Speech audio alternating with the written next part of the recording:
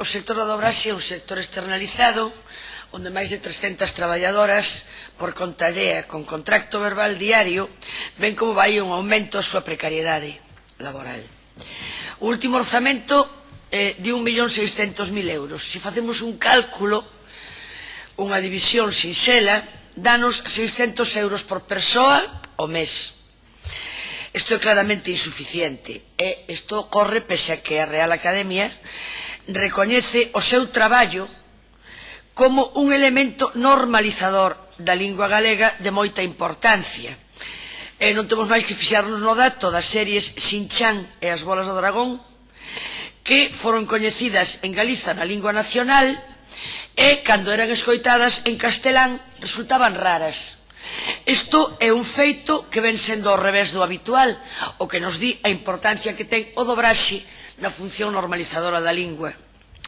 Pero que, ademais, a Mesa, que xa me referín a ela como anteriormente como a plataforma cultural máis importante, por a súa, máis independente, plural e apartidista, manifesta a súa preocupación polo informe elaborado pola Asociación de Profesionais da Rama Artística de Dobraxe en Galiza sobre a situación do sector, con graves consecuencias tanto en cuanto a precariedade e postos de traballo como en canto que vai en prol do idioma. Asemade, no informe, indícanse as reivindicacións necesarias para conquerir o mínimo da presenza da lingua nun ámbito tan importante como o audiovisual.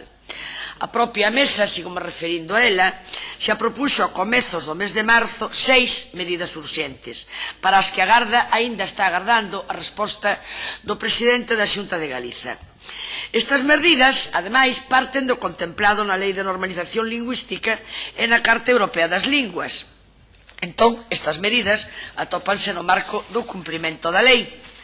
A primeira destas medidas ten relación co papel normalizador que debe de cumprir a Radiotelevisión Galega e co establecemento de convenios e acordos con outras canles, distribuidoras e productoras que permitan que as dobraxes cheguen a todo o público a través das canles de televisión, do cinema, do mercado de DVD, cunha atención especial ao público infantil e xuvenil.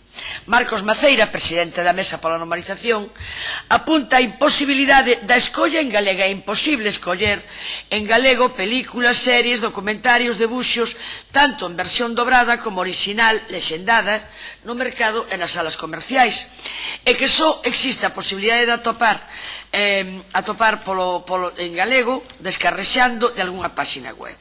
Isto, segundo o presidente pola Mesa, Marcos Maceira, é o indicativo da precariedade na que se atopa o idioma e que está a seguir sin apoio institucional. E engade que a exclusión da lingua da dobraxe elimina na práctica a súa presenza nos produtos audiovisuais, onde se nos nega a máis mínima opción de escolla. Chega a preguntarse se se pode considerar oficial unha lingua na que existe unha oferta tan limitada sen que as autoridades fagan o máis mínimo esforzo para solucionalo. O Grupo Mixto apoia esta iniciativa. Máis nada, moitas grazas. Moitas gracias, señora Iglesias. Pasamos ahora o turno. O Grupo da Alternativa Galega da Esquerda ten a palabra, entendo que o señor Ron Fernández. Ben, bo día de novo. Imos apoiar esta iniciativa.